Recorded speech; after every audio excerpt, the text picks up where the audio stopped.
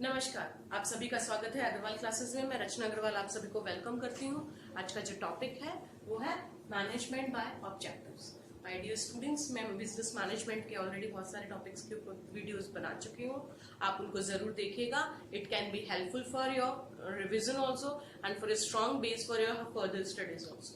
So today's topic that I have taken is management by objectives. My dear students, कोई भी management जो effective होता है और वो यही चाहता है, every effective management wants to go in a long run and if it wants to goes in a long way in extracting the best out of their employees, अपने एम्प्लॉयज का वो बेस्ट उसमें एक्सट्रैक्ट करना चाहता है, अपने resources को ऑप्टिममली use करना चाहता है, तो उसको यही करना होगा कि अपने जो मेंबर्स हैं, जो टीम मेंबर्स हैं, जो एम्प्लॉयज हैं, उन सबको टीम बना के काम करना पड़ेगा, एक सिंगल यूनिट बनाना पड़ेगा टुवर्ड्स अ कॉमन गोल। और उन लोगों के लिए गोल जो होना चाहिए वो एक होना चाहिए। सबका अलग अलग गोल अगर होगा तो इफेक्टिव मैनेजमेंट नहीं हो पाएगा। तो मैनेजमेंट बाय ऑब्जेक्टिव्स को प्रोपाउंड किया पीटर एफ ड्रकर ने 1954 में। ठीक है, अभी हम समझते हैं कि मैडम ये मैनेजमेंट बाय ऑब्जेक्टिव्स होता क्या है। It is a process of setting objectives in the organisation.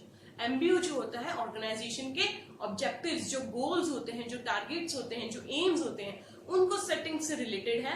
To give a sense of direction to the employees is called management by objectives. MBO जो होता है वो यही होता है कि अपने गोल्स को सेट किया जाए, है ना। It refers to the process of setting goals for the employees so that they know what they are supposed to do at the workplace। अगर एम्प्लॉयज को मालूम होगा उनको पहले से ही कि उनको किस गोल की तरफ काम करना है, तो मैनेजमेंट इफेक्टिव हो सकता है।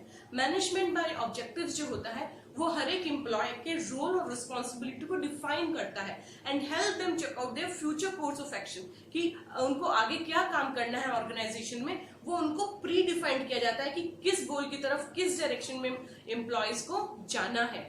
Management by objective guides the employees to deliver their level best, क्योंकि अगर उन्हें प्रायरली पता होता है अपने गोल्स के बारे में तो वो अपना बेस्ट उस फील्ड के अंदर दे सकते हैं, so that the targets can be achieved in the specified time period. अब हम मीनिंग के बाद में माय डियर स्टूडेंट्स, जैसे कि मैं आपको हमेशा पहले इंट्रोडक्शन करवाती हूँ, मीनिंग बताती हूँ, उसके बाद में डेफिनेशंस बताती हूँ। तो डेफिनेशन की अगर हम बात करते हैं तो एक एन.ए. राया करके स्कॉलर हुए हैं, उनकी बहुत शॉर्ट सी इसके बारे में डेफिनेशन है मैनेजमेंट बाय ऑब्जेक्टिव्स के बारे में।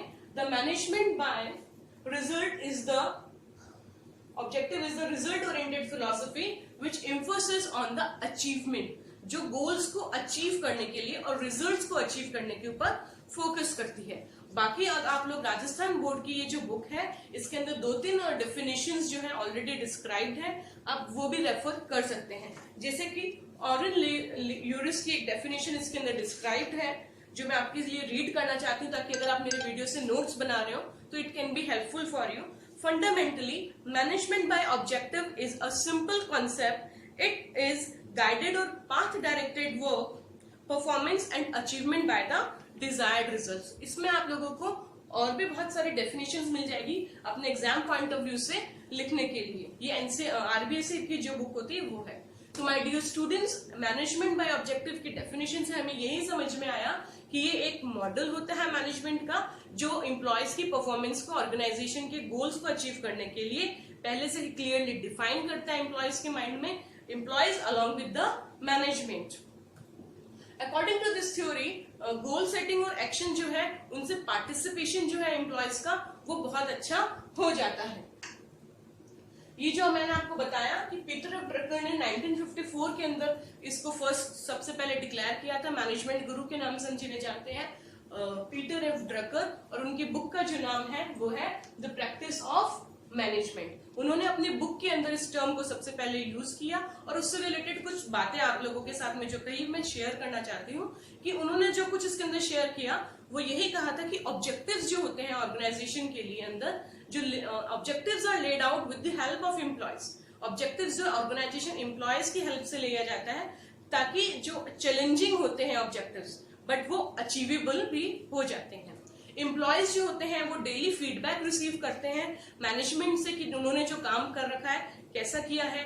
तो अगर अच्छा किया है तो they will be rewarded rather than अगर थोड़े से भी कुछ एरर है तो उसको मोटिवेट किया जाए in spite of giving them any sort of punishment. Personal growth इसके अंदर बुक के अंदर उन्होंने मेंशन किया है कि पर्सनल ग्रोथ और डेवलपमेंट जो है उसको ज्यादा वैल्यू दिया जाए, उसको ज्यादा इंपॉर्टेंस दिया जाए rather than the negativity.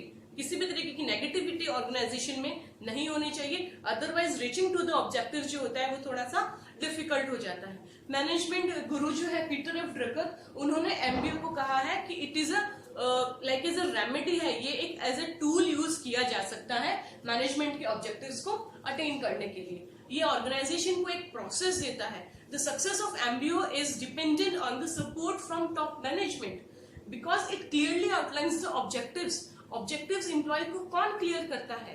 Top management, अपने मैनेजर्स को, ताकि वो उनको इम्प्लीमेंट कर सके ऑब्जेक्टिव्स को। ठीक है, अभी हम पढ़ेंगे मीनिंग डेफिनेशन हो गया, इंट्रोडक्शन के बाद में डेफिनेशंस को हमने डिटेल में समझा।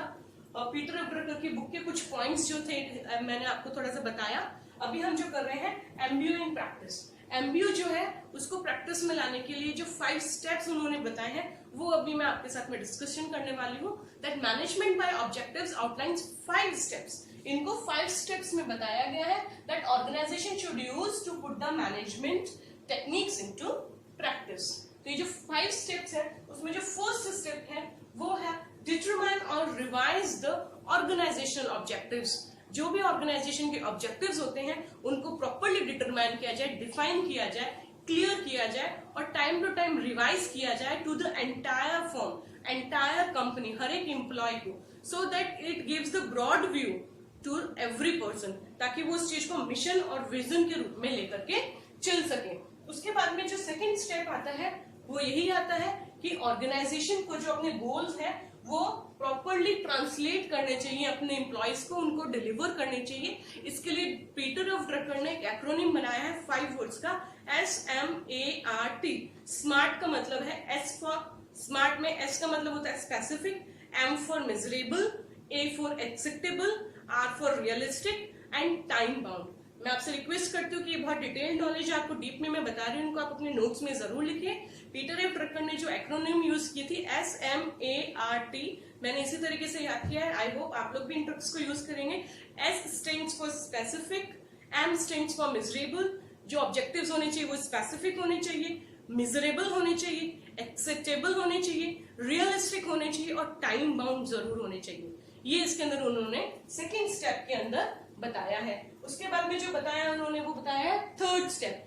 थर्ड स्टेप में उन्होंने जो बताया है वो स्टिमुलेटिंग और पार्टिसिपेशन ऑफ एम्प्लॉयज। उसके अंदर उन्होंने बताया है कि जो गोल्स होते हैं उनके अंदर एम्प्लॉयज को स्टिमुलेट किया जाए। जब ऑर्गेनाइजेशन के गोल्स आप लोगों ने क्लियर कर लिए, एम्प्लॉयज के साथ में शेयर कर लिए, टॉप मैनेजमेंट ने बॉटम तक के एम्प्लॉयज के साथ में, तो एम्प्लॉयज को जो है इंकरेज किया जाना चाहिए कि वो अपने इंडिविजुअल गोल सेट करें, कि छोटे छोटे गोल्स, कि हाँ सर मैं आज इतना टारगेट कंप्लीट कर दूंगा, कल मैं नेक्स्ट डे इतना टारगेट कंप्लीट हो जाएगा। इस तरीके से इंडिविजुअल छोटे छोटे गोल्स बनाए जाए towards the larger organisation objectives. Individual goals का मतलब पर्सनल गोल नहीं कि आप अपने घर का कोई काम ला करके ऑफिस में कर रहे, नहीं। जो ऑर्गेनाइजेशन का लार्ज ऑर्गेनाइजेशन ऑब्जेक्टिव है उससे related individual small goals individually set किया जाएगा। इससे क्या होगा, employees will feel greater motivation. हर रोज वो अपने टारगेट सेट करेंगे, उनको डिफाइन करेंगे। जैसे कि आपके लेसन्स के लिए आपके टीचर्स एक स्मॉल गोल बनाते हैं कि एक पूरा बुक होता है, हर रोज वो अपना प्लान बना के चलते हैं कि आज मुझे ये टॉपिक कंप्लीट करना है। और वो जब टॉपिक कंप्लीट हो जाता है तो feeling of satisfaction and motivation दोनों एक एम्प्लॉय के अंदर आती है। उसके बाद में हम जो कर रहे हैं फोर्थ स्टेप कहता है monitoring the progress of employees. जो एम्प्लॉयज होते हैं उनकी जो परफॉर्मेंस होती है उनको टाइम टू टाइम मॉनिटर भी किया जाए, ऑब्जर्व भी किया जाए, है ना। जैसे हमने सेकंड स्टेप के अंदर पढ़ा था, एक की कंपोनेंट था कि ऑब्जेक्टिव्स को जो है प्रॉपरली ट्रांसलेट किया जाना चाहिए एम्प्लॉयज को, ताकि वो लोग उनको कर सके। अब वो जो काम कर रहे हैं उनको टाइम टू टाइम जो है मॉनिटर किया जाना चाहिए। उसके बाद में आता है फिफ्थ स्टेप क्या कहता है, evaluate and reward the employees progress. Employees जो टाइम टू टाइम आपके ऑर्गेनाइजेशन को कंट्रीब्यूट कर रहे हैं, अगर किसी ने वाकई में अच्छा काम किया है, उसको आपने मॉनिटरिंग स्टेप के अंदर देखा है, तो उसको इवेल्युएशन पॉइंट्स दीजिए, उनको रिवार्ड्स कीजिए। उससे क्या होगा कि एम्प्लॉय जो है ऑनेस्ट होगा, आपकी लॉयल्टी उसकी बढ़ेगी। This step includes honest feedback. जो भी सुपरवाइजर होगा वो प्रॉपर फीडबैक मैनेजमेंट तक पहुंचाए और हर एम्प्लॉय को रिवॉर्ड जो भी डिजर्व करता है जरूर मिले। तो अभी हमने इसके स्टेप्स जो है प्रोसेस के वो हमने पढ़ लिए। उसके बाद में स्टूडेंट्स जो हम पढ़ने वाले हैं वो है need for management by objectives. Management by objectives की किसी भी ऑर्गेनाइजेशन के अंदर क्या नीड होती है? The management by objective process helps the employees to understand their duties at the work place. सबसे इंपॉर्टेंट बात यही होती है कि एम्प्लॉयज को ये पता होता है, उनको डिफाइन होता है ऑर्गेनाइजेशन का गोल, उनका खुद के बारे में मैनेजमेंट क्लियर कर देता है कि आपको ये काम करना है, डिफाइन कर दिया जाता है। So they know the work place के ऊपर उनको क्या काम करना है।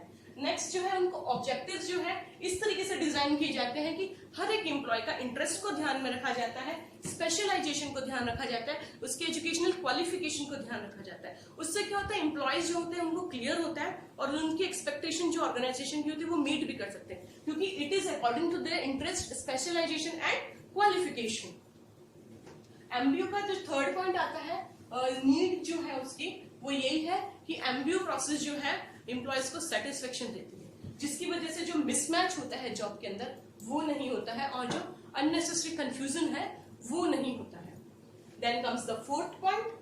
फोर्थ पॉइंट ये कहता है कि हर एक एम्प्लॉय जो है ना, जब वो सेटिस्फाइड फील करेगा तो वो अपने आप को ऑर्गेनाइजेशन के अंदर एब्सोल्युटली नेसेसरी, इंडिस्पेंसिबल फील करेगा। every employee will feel itself as indispensable in the organization। उसको लगेगा कि शायद संस्था को मेरे को संस्था की बहुत अच्छी जरूरत है, और धीरे धीरे slowly and gradually he will develop a feeling of loyalty towards the organisation. उसको ऑर्गेनाइजेशन जो है, उसका फैक्ट्री या फर्म जो भी है, वो एकदम फैमिलीहुड और एक नेसेसिटी लगने लग जाएगा।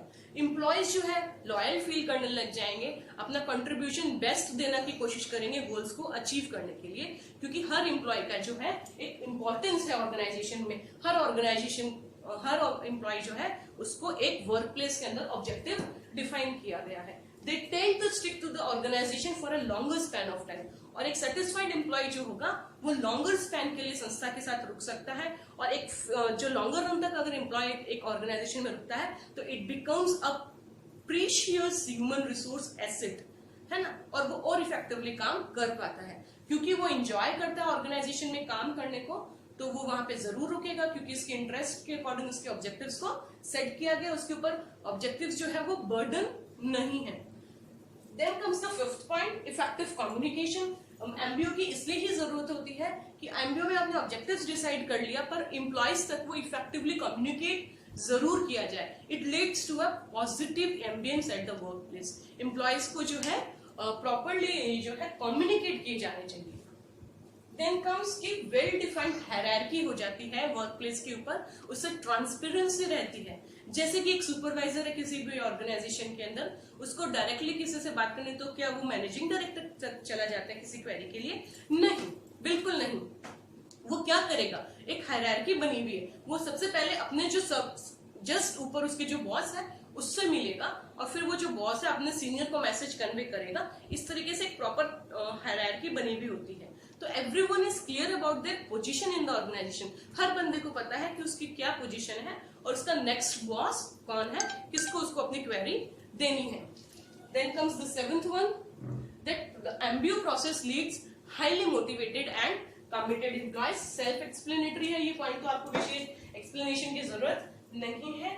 Then comes the next one is MBO process sets a benchmark. एक बेंचमार्क बना देता है, एक स्टैंडर्ड बना देता है हर एक एम्प्लॉय के लिए। जो सुपीरियर्स है वो टीम मेंबर्स के लिए, क्योंकि टारगेट डिसाइड कर देते हैं, ईच एम्प्लॉय के पास में स्पेसिफिक टास्क होते हैं करने के लिए, तो ये एक बेंचमार्क, एक स्टैंडर्ड क्रिएट कर देता है। तो ये था आज का टॉपिक एमबीओ। तो हम कंक्लूजन में कह सकते हैं कि एमबीओ जो है एक प्रोसेस है, एक सिस्टम है, in which all levels of managers and subordinates jointly determine their goals, whether it is institutional, departmental or individual goals, so that they can conduct managerial activities for their achievement, by which resources can be used effectively, integration into the person, organization and a good working environment can be established। I hope आप लोगों को पसंद आया होगा।